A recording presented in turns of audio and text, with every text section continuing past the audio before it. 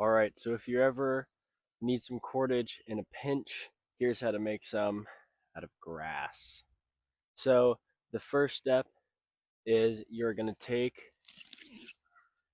a handful of grass and you're just going to pick off all of these leaves.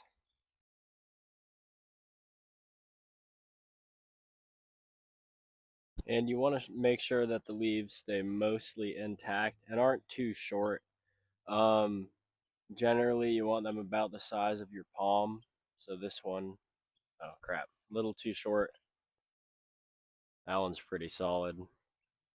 And then once we've got a nice handful of leaves, or whatever they're called, you're just going to roll some of them in between your hands. Get them a little bit crushed up to crush the fibers in them so they don't break as much when we actually try to weave them. So you can take a big handful like this and just roll them up in between your hands. All right, sweet. So now that we've got them nice and rolled up like this, depending on how thick you want your cordage to be, which by the way directly correlates to how strong you want it to be, you're going to go ahead and take it. And for this, we're going to use 2 pieces at a time. Take your grass, you're going to lay them together, grab about in the middle, and you're going to want to twist clockwise until it makes a kink like that. And once it does that, it's going to roll over on itself and you can grab that kink and it should split into 2 separate pieces like this. Then you're going to twist the top piece clockwise, grab the bottom piece and twist it counterclockwise, and then that'll start our cordage. And then now the bottom piece is on the top. You're going to twist that clockwise, again counterclockwise, and then we can repeat this until we've gotten to the bottom of our grass, which for this piece isn't very far because it's a really short piece of grass. And then to make it longer, we're going to take another piece, pinch it in between our fingers, aligned with the top, and then we're actually going to use 2 because this is 2 strands. Oh, this is a 2-strand cordage. Pinch them in there, and we're going to twist them together with the previous piece, and then grab the bottom, twist it again, and you're going to want to make sure that the 2 pieces twist together really well, or else it's just going to come apart. And this whole thing is going to shrink up when it dries. When you're making it out of grass, it's really just for quick cordage if you need to tie something down, if you need to strap something to your pack. And this isn't going to be the strongest because obviously it's just made of grass. If you want something a little bit stronger, you should use the fibers from dogbane or milkweed or hemp, or some fibrous plant that's going to have stronger fibers that you can weave together or that you can twist together a whole lot easier, and they're going to hold together better. But for this, we're just adding in more as we go, twisting it all up.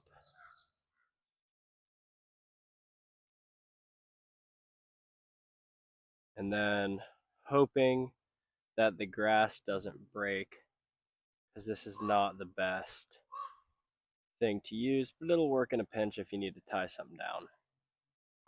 And then after a little bit of practice, it starts to go pretty fast. And you can make, I'd say generally you can make probably a foot in like 3 minutes, depending on the material you're using. And there's also some other methods of making it, where you roll the whole bundle on your leg, and that really only works for stronger fibrous plants, like dogbane, milkweed, hemp. Not this kind of weaker grass material. So for now, just the finger twist will do the trick. And when we get to the end of where we want our cordage, we're just going to go ahead and tie an overhand knot at the end of it. And of course, this grass wants to be finicky about it. That's probably as good as we're going to get it. But now it's going to have all these bits sticking out from when we wove in different pieces. So you can pick those off if you want. If you're using dog band, you can cut them off. And then now we're left with this nicely twisted rope. All right, so after some further exploration, I found, I think, some hemlock. Correct me if I'm wrong. But what we can do with this when it's dry is you can take this stalk and you can snap it all in half just with your fingers and split it open down the middle. And then we see inside there's this pith, like pithy material. And when it's dry, you just break it and snap it all off. And then you can use the outer fibers that are very, very strong as your cordage in the same way that I wove the grass. Yeah, so make sure to do this not right after it rains so that you can have dry material, not wet material. And don't use grass because it sucks. Um, yeah, this is unfortunately the end of the video. See you guys. Terribly sorry for the horrible disappointment of this grass not working out. But look what I did find. I'm sitting on a stump and I found this shelf fungus. Look,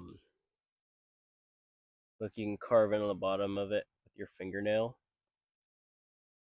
I think this is an artist conch. So that's cool. Anyway, see you guys.